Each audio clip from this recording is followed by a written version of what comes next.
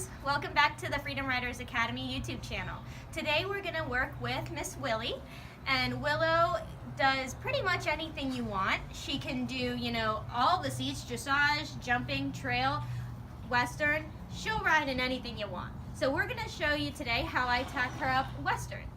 We're just using saddle pad, nothing too fancy, but this works great and she absolutely loves it. So we're going to start off with the saddle pad. Right, Willie? It's just like any normal saddle pad. Put it up over her back. Make sure it's just in front of the withers. That way, you know, we're up far enough, and if we have to slide it back, it's super easy to do.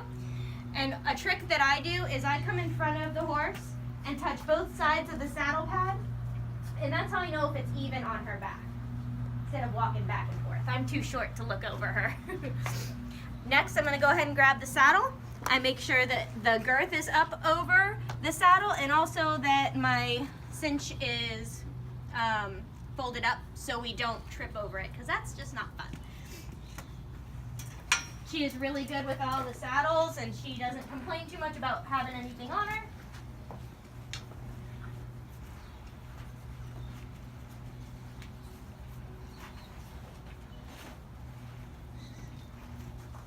I'm going to go on the other side and make sure everything's nice and smooth so it doesn't rub her funny while I'm tacking her.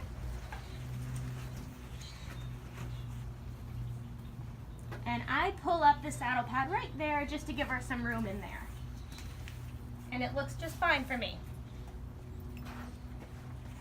Drop the girth down, make sure everything's nice and smooth. Ah, pretty girl.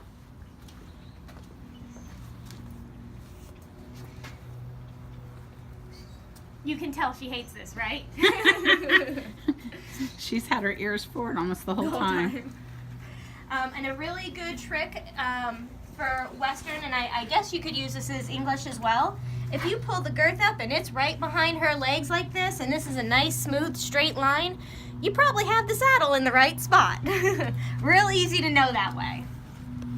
This is something that everybody does differently in Western tacking.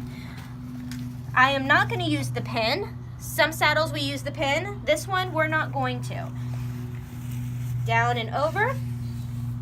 Back up and through the D-ring. Tip is to not pull too tight yet, because if you do, getting it back under the D-ring is going to be really hard. Save all the tightening for the very last spot. And then once you're here, so I went down, up, and back through. Here's my tail. It goes over and back under the D-ring. So I've made this loop, see? And then this loop comes up and through, this tail goes up and through the loop. That's how you cowboy tie. From here, this is where you would do all your tightening, and that's all preference on what the horse likes and what the rider likes. She doesn't mind it being pretty tight, so I'm gonna wake her up a little bit. Hi, good morning. And tighten it.